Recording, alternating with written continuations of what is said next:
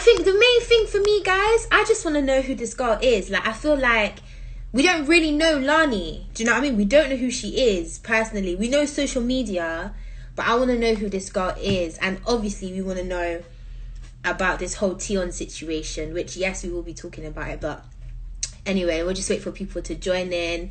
And obviously, we got her new song. Shall I play her new single?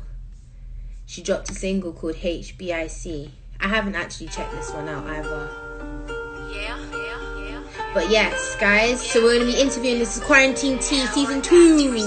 Season 2. I feel like I've got some new faces in here today. Shout out to everyone. Hear this drop because the clock that LANI's an artist now. Doing this thing non-stop 24 on the clock, I'm the hardest out. Thought I'll flop, now I'm reaching the top, now they all licking asses now. Shit. Do you know what? It's joke, yeah? Because I feel like everyone is jumping on this music thing and everyone's doing it to this drill beat.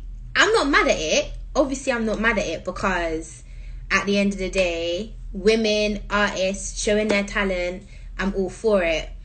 But I do just think, why is every female artist now jumping on this drill thing? Like, is it just me that thinks it? Because obviously we've just got bare of these like social media people jumping on drill. And it's a bit mad. What do you lot think? Someone said live reaction video. No, Beth, I'm not going to do the reaction. I rather haven't heard it, so I want to hear it. But yes, LANI will be here. So what time is it now? Okay, cool. I'm going to give her 3 minutes and then I'm going to grab her. Because you know how I am about timekeeping. It's nice to see some new faces in here though. I'll be honest. Have you guys missed it? I know I haven't done it for ages, but bills have to be paid, babe. Bills have to be paid. And you know it's Christmas, you know. Is everyone looking forward to Christmas? Because I feel like Christmas this year is just going to hit different. Do you know what I mean? Because of everything that's happening. Here different, here different, here different, here different, here different. Sorry, that song's just stuck in my head. But yeah, Christmas is gonna hit different this year. But we've made it. We've made it to December, guys. For every 26 of you that's in here, 27 of you that's in here, we made it to December 2020. Like, give yourself a motherfucking pat on the back, because this has been a hard year for all of us and we are still here. Quarantine is still here, but even though it's tier whatever, we're still here, we're still strong, you know what I mean? We're keeping on pushing. You've made it through 2020. Like, you've basically made it through 2020. And feel proud of yourself, guys, because this year's been fucking hard. So feel proud of yourself. Give yourself a pound of back. Big up your nene. Big up the nene, because literally it has, yeah, it's been crazy. It's been crazy. It's been absolutely crazy. Someone said share the live. Yes, Jay. Everyone share the live, share the live, share the live. Let's see if we can get as many people in as possible, because as I said, LANI said to me she is happy to talk about everything. So we're going to ask her everything, anything, no filter, pure tea. We're going to find out if she's got another bad boy piece of information. We're just going to get it all. So send in your questions, keep sending them, because I'm going to read out everything. I'm not going to hold back. I got you, my guys, I got you. Hold on, I'm getting a phone call. Hi! Hi, LANI! Hey, boo! How you doing, girl? Hi! Hi! Everyone's literally, people have been sitting there twiddling our thumbs like, oh my God, where is she? How are you? I'm about. You're about, yeah? Alright, I'm energy. about. Energy. Wait, bear with me 1 sec. Something.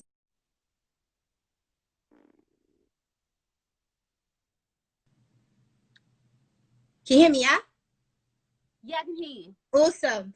Well, thank you, LANI. Thank you for joining us today. You're welcome, boss. We're excited. We're excited to have you here, because I feel like you're very good at getting yourself noticed. I feel like you need to share some advice on that, because I could just be scrolling on loads of different social media platforms and it's LANI's name, LANI's this, LANI's that. And I feel like, have you always been like that? Knowing how to get the attention? No, not at all. Not at all. No, I wasn't even like mad popular in school. Like, I was very, very, very normal. Very, very normal. Like, I wasn't even popular. I don't even know what's happened. I'm not gonna lie to you. Like, Really? I feel like BKCHAT Mm-hmm. was the catalyst. Do you know what I mean? Because I was controversial on BKCHAT, Mm-hmm. and then I didn't. It's not like I shut it up. I was still controversial on my YouTube channel, Mm-hmm. and it's followed me. But I never do stuff thinking that people are gonna give a F. Do you know what I Really? mean? No. Really? Nah. I don't think that, because I feel like the way that you can position yourself, and maybe even just the controversial element, I would never think that you wasn't popular in school, because it just seems like naturally you're a big character. So No, but I'll give you an example. Like, mm-hmm. I only have, at the beginning of this year, I had 15, 14, 12. I can't remember the number. I don't know why. It was maybe even 10, to be Mm-hmm. honest. 1,000 subscribers on YouTube. That's not bears. Do you understand? I'm not like one of these girls that has over 50K. I don't even have over 50K subs now. Mm-hmm. But the amount of Mm-hmm. people that talk about, do you know what I'm saying? So I don't know if things are gonna go viral when I have such a small platform. Okay. See, that's mad that you even think you have a small platform, because from a third party perspective, like myself, I would think you have a very big platform, and I feel like I have 30,000 subscribers. Listen, that's in comparison to the big dons. Yeah. Do you know what I mean? I don't know. Would you say maybe it's medium?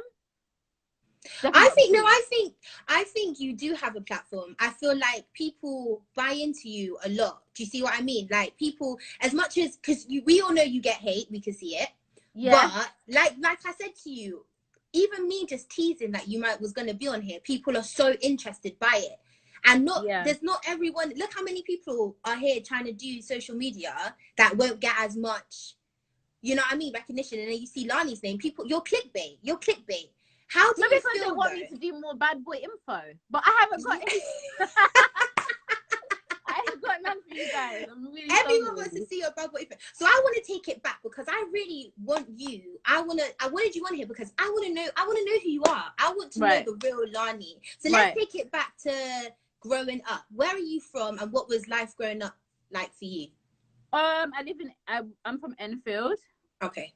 I just had like a normal, wouldn't even say normal. I come from a very, very close family. Okay. So my family's like really, really like lovey-dovey. Like, we say I love you all the time. We're very emotional. We're very it's like what you'd see in a movie. It's just proper lovey-dovey. That's my family. Oh, that's nice. Yeah. And have you always been quite outgoing? Outgoing. Have you been quite outgoing? Have you always been quite outgoing? Because I would think you're an outgoing person. No, not at all, you know. Okay. I was always just a princess. Oh, sorry. I was always a princess. I haven't been outgoing at all. Okay. I feel like I don't even think I'm outgoing like that. I think I became outgoing because I went on BKCHAT, and because I had to so when I was on BKCHAT, it was really difficult for me to get my point across. If you watch episodes, like people used to shut me down a lot. Mm-hmm. And so I had to scream to be heard. I had to scream to be heard. And also I got picked on quite a lot because I used to wear pink. I used to wear the crown. I was really colourful. Hello? Pink to make the boys wink? Sorry. No, but I used to wear loads of pink. So I feel like I was an easy target. I used to get picked on. So that's where it started. So when people started picking on me, I kind of like started to fight back. What was school like for you? Because Enfield isn't that the ghetto? I'm not from London, but I'm assuming. It's not the ghetto. Is it not the ghetto? No, NYAMKA is the ghetto. Oh, okay. NYAMKA is the borough of Enfield, but Enfield's really big, so you can get like Enfield Town, Palmer's Green, Richmore Hill. It's massive. Okay. But school, I went to all-girls school. Like I said, I was not popular at school. I was just the average girl. Very, very normal. I didn't even think I was paying. I thought I was I never thought I was ugly. I just thought I was normal. Does that make sense? Yes. Just normal average girl. Just a regular schmegular. Just a regular schmegular girl from Enfield, mate. Yeah. Definitely. Yeah. So school was just normal. Yeah. You weren't a gallus? You weren't a manist? You didn't have a couple man here? No, I had my first kiss at 15. And I he, swear. after he kissed me, he left me. He left me. Yeah, and he basically he told me years later that there was this girl in school that he proper liked, and he was just like using me for the meantime. And then when after he kissed me, she came back in his life. So he just like he didn't need me no more. So he just was like, bye, see you later. And that was my first kiss. And he just left me high and dry. Oh, men are trash. You know I never got boys like that. I started to get boys when I was like maybe 18, but I didn't get boys when I was in my teens. But I didn't even make an effort. I never used to comb my hair. Seriously, I just didn't give a F. No, you just didn't give a heck. I didn't give a heck. I was a late bloomer, so I lost my virginity at 19. So I didn't really care about men. Oh really? Oh, you really are a late bloomer. Okay. Yeah, no, yeah, I was a late bloomer. I was really innocent. Hence why I'm so damaged by my later what's the word I'm looking for? Experiences. Because I was really wrapped up in cotton wool my whole life. Okay, yeah, wow. Damn, I wouldn't have thought that. That's nice to hear. Don't bring your child up like that. No, serious. So obviously growing up, transitioning into becoming an adult then, because obviously you've been very open about your image, for example, your surgery, which I respect, because I think that is a big thing and not many people are very open about it. And I think that's another reason why people do admire you, because of your honesty in that sense. So with the surgery, why did you feel the need to get it done? Because I had ugly tits. I had ugly breasts. I say it all the time. They were tapped. Why were they ugly? No, but what do you mean ugly? They like orangutan? There was no tissue in them. It was like no tissue, so they were flat like pancakes. Oh. Like literally flat like pancakes. My areola was massive. Yeah, my areola was bigger than I think my areola took half my tit. Like. Oh, so you had the burger nips. I had burger nips and no tissue. They were flat like I promise you, your nan, who might even be 70 years old, her tits are more banging than mine was. Seriously? Yeah, no, my tits were tapped. Damn. So you just thought I told my mum I'm never gonna have sex. I went to my mum. My mum actually come to me when I was 18 and said, you know what, yeah, Lance, like you never talk about boys and stuff, innit? Like what's the problem? She was just like, she said to me, at your age, I actually had a boyfriend and I had lost my virginity. I think she was worried about me. And I said, Mum, I'm never having sex because my breasts are ugly. Straight up. Okay? I'm not gonna let anyone see these ugly breasts. Yeah. It's not gonna happen. So my mum was like, cool, you know what? I think you should make an appointment and go see a doctor about what could. And you know what? I showed her my breasts, and she was like, "Oh, but when you get older, they'll change." I said, "Mom, when I get older, I'm 18, bro. I'm 18. Like these breasts are gonna be like this forever." They were. If I could show you, they were horrendous. Okay, burger nipples can be quite attractive if people have tissue. The biggest problem was there was no tissue. It was just like this. So it was hella orangutan-y. Like that. It was tapped. I see. Nah, I hear it. Sometimes I look down at myself and I think, sometimes they're looking a bit too orangutan-y. So do you know what I do? I grab them and I do this to keep them going. Do you know what I mean? Yeah, but no. But sis, I promise you, yours are not the way mine was. There was nothing in there, fam. It was like a dead balloon. There was like a dead balloon, sis, all right? Not no helium. No, there was nothing in there, sis. All right? Okay, so no one was trying to cuff me with them breasts. No, oh, shit. No, even if you're not a breast man, it was like if I took my top off, you'd be turned off. Oh, shit. So you wasn't trying to take that risk at all? No. Okay. No. How old were you when you got... Yeah. If we were born back in the day, like in the 20s, I would have been pissed. I would have been pissed. Yeah. So how old were you when you got the boob job then? 19. My first boob job was at 19. Gosh, and then I had a boob job at 25. Oh, you had two? Yeah. And the NHS did it for me. I had two. On the NHS? Shit, you lucky. Yeah, because it was... The doctor looked at my breasts and said, "These are very unfortunate breasts." He said that, bro. No cap. He said? Yeah, he just said these breasts are unfortunate. You have a condition like basically your breasts have never developed. And he said, yeah, you need to have surgery. Yep. Oh, I said, shit. yeah. I said, hallelujah, hallelujah.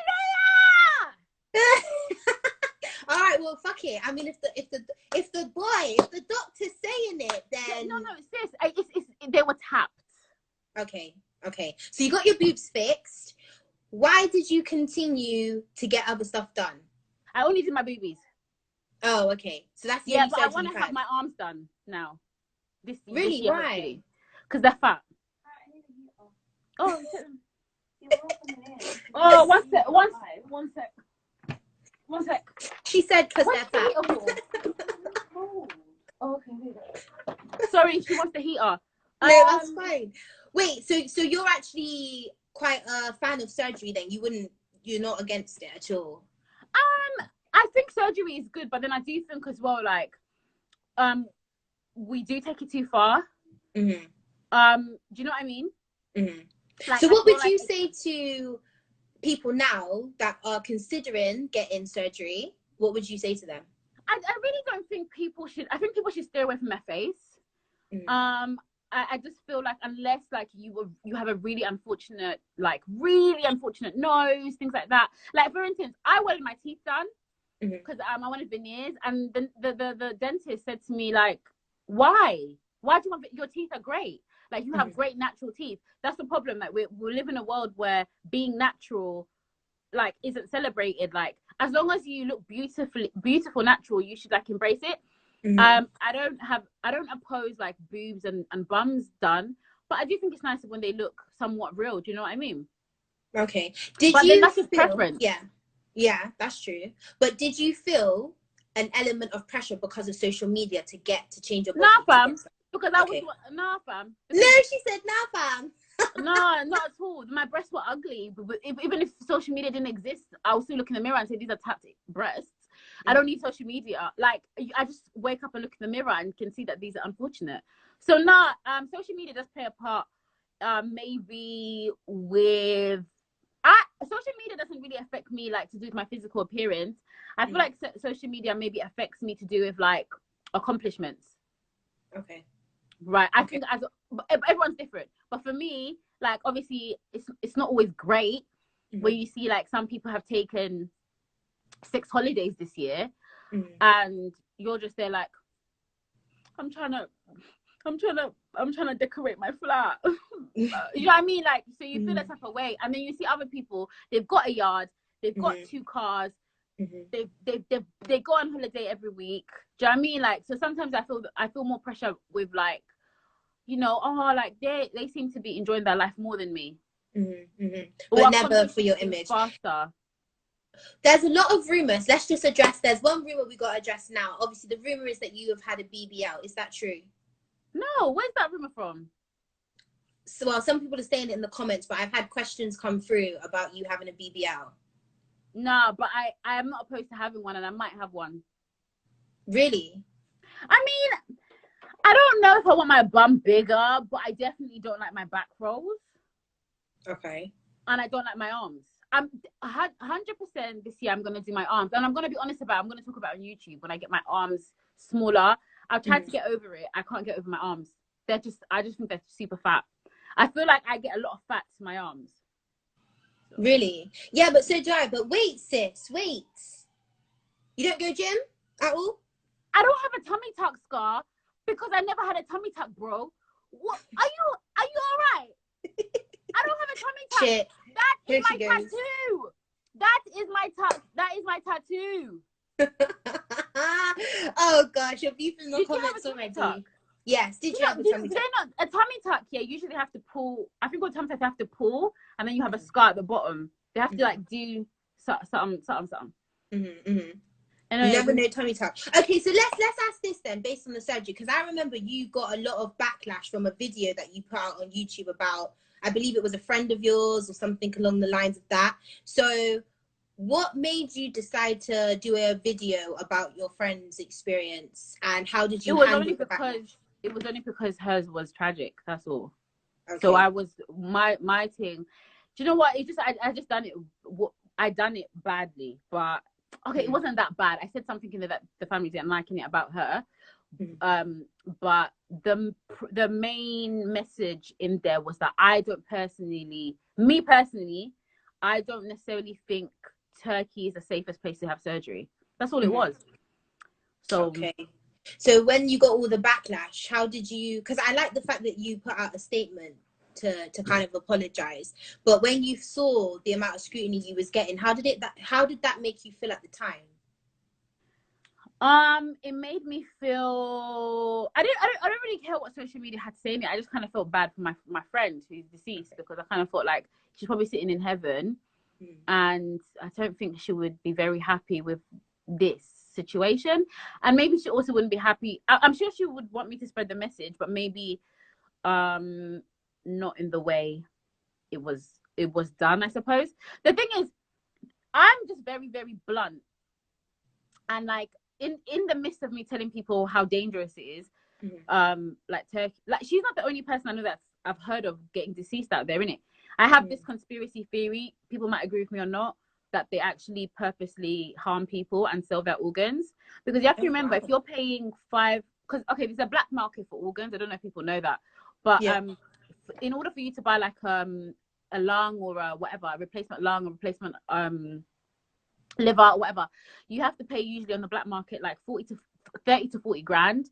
And your common like gastric sleeve surgery, your common breast reduction, that's only 2 grand, 3 grand. So actually killing you is actually worth it financially. It's almost like what they're making over 10 times the whatever. And even though it may sound like a really big conspiracy theories, it's like a thing. Like in third world countries, people are murdered, especially people in poverty. People are actually genuinely murdered so they can sell their organs on the black market, because the black market is very, very, very lucrative for organs. And one of the best ways to murder someone and get away with it is on the table. At the end of the day, there's a risk to surgery, isn't there? There's a risk to you might die. So it's something that you can easily, in terms of killing, it's something that's very easy. I'm not saying that's what happened to her, but I know that does happen. It does happen like in the world where people are, their organs are sold in the black market and they're killed for it. So I just believe some of the dodgier places in Turkey might be practicing that, because I've heard of quite a few people having the same procedure my friend had and also dying. And I just think and my mum is also a nurse, and my mum also said that gastric sleeve is one of the safest surgeries you can have. What is that? It's when you want to lose weight. So with gastric sleeve, you don't even have to be completely put to bed. You have a keyhole procedure, and a keyhole procedure is when they just pierce a little hole in you, and they just tighten your to make it smaller. They'll just do a little tightening of the belly. So it's actually one of the safest procedures, and people shouldn't really be dying from it. Oh wow! So girl, you've done your research, haven't you? Yeah, 100%. So when I did my video, that didn't come across, but I was just basically trying to say, girls, like save and go somewhere a little bit more reputable. If it is Turkey, go to one of the high end surgeries in Turkey. Don't go to the one that's buy one get one free, or the one that's really, really cheap, because they can be really bad, dodgy practices. Also, another thing people don't take into consideration is Turkey isn't actually part of the EU and never has been. So what happens is, when you're part of the EU, there's certain regulations and rules that you have to follow, because you're all part of the same umbrella. So in terms of like medicine and what do you call it, the NHS, whatever you call it, they all follow certain rules. And my mum said to me as well, because I said she's a nurse, sometimes when they don't have doctors available in the UK to do certain surgeries, they will send patients to other European countries which have been like certified or approved by the NHS to have surgery with specialists abroad. So basically, it's safe to have surgery abroad, but Turkey is not part of the EU. So in terms of them being regulated by our standards, they don't have to do that. Oh, so it's not. I wasn't just shit. I wasn't just trying to chat shit. Wow. Yeah, of course, babe. So if you were gonna get any more surgery, like you've mentioned about your arms and that, where would you go? Miami. Okay. I'm gonna go Miami. However, I feel like you can go Turkey if you go to one of the high reputable ones. But I'm gonna go Miami and get my arm sucked. I might do it in the UK though. It depends on the price. Okay. It's just my arm. I love that. I love the honesty around that. Why are you so honest about these things? Because a lot of people, especially with a platform that's similar to what you have, will just deny it or, you know, sugarcoat it. No, how can you feel comfortable? There's nothing wrong with surgery. No one was born perfect. We all have insecurities and imperfections. There's nothing wrong with fixing them. I respect that. Okay, so moving on from that, obviously you school, growing up, living life, and then you fell into BKCHAT. That's where I first come across yourself. How did that happen then? How did you get onto BKCHAT? I just auditioned, babes. It was really isn't that interesting. We just one of my mates was auditioning, and so I just auditioned. How did you find your experience on BKCHAT? Who were your favorites and who didn't you like? I don't really like any of them, to be honest. Maybe No, don't really like any of them. Why do you they know it. They know that. Nina is cool as well. Oh yeah. One or two, three are cool, but I don't really like the majority of them. I don't think they were very nice to me. Really? Because you mentioned about finding it hard to get your opinions across. So being in that environment, because obviously we just see it from what we see, we're not actually there, and that environment to me just looks so fucking stressful. What was it like recording and filming? It's not that stressful if they respect you, innit? So in order for them to respect you, you have to be a pick-me girl and you have to say the right things. So you can't say nothing mad. You have to say whatever a man will respect. You know what I mean? You have to be a proper good girl. Everything has to be A1. The minute you step out of that boundary and you just say whatever the F you want, everyone will attack you. So who would you say, and just spill it all, be honest, who would you say out of that lineup in your season was the pick-me person or persons? I'm not gonna say because it's females, isn't it? And I don't have beef with the girls. Okay. I only have. You think it was a couple of women? Obviously, pick me is mainly women. You want to be picked by the guys, so you just say whatever they approve of. But yeah, but there could be some pick me guys. I feel like watching that series of BKCHAT, there were a couple guys that I think were doing it, you know, for the views. No, the only person I feel like was really, really cruel to me was I think they were all pricks. Don't get twisted. Most of them. Did you have any episodes that you filmed that you actually enjoyed and had fun on? Because as I said, from an outsider's perspective, it just doesn't look fun. It just looks stressful. It does look fun sometimes. It is fun sometimes. The episode about Afro Nation was fun. I remember that one. That was super fun. We had one about eating arse. That was fun, but that didn't get too much views. But that one was funny. The eating arse one was hilarious. I just spent the whole episode laughing. So now that some of them are fun. But in the beginning of BKCHAT, it's a lot of competition to be heard and be popular. And my intentions was never to be popular. My intentions were just to like be seen. That's all. I had a YouTube channel, so I wanted to be seen. Do you know what I mean? I wanted people to be like, oh, I like LANI, and then check my page out, maybe check my YouTube out. But it was never to be, oh, I want to be the number one person. I want to be the diva. No. Okay. So your original YouTube, when did you start? Ages ago. And what was it about? 3 years. No, I just did whatever. I don't have, my YouTube doesn't have a vibe. I just do whatever. Yeah, I just do whatever. But it's really, YouTube is harder to when you have no one subscribed to you. Yes. Once you hit maybe 10K, you start to see a little bit of progress. But the beginning is the hardest. Yeah. What would you say to anybody right now that wants to start a channel? What 3 tips would you give them? Be consistent and don't be boring. This is the thing. You can be consistent all day long, all day and all night. Put videos out every day. But if you're a snooze, no one's gonna watch you. If you're boring and just no one gives a F. So I just feel like people just need to like come up. That's the thing with like social media. You have to be a little bit entertaining. So and people don't like to show that side of them because they're scared of backlash.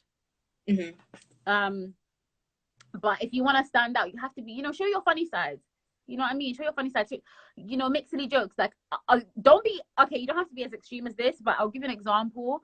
Castillo, one of his videos was on his YouTube channel was about him getting chlamydia. Okay. And that is wild. That's you know what I'm saying? That is wild. But that's why Castillo is where he is.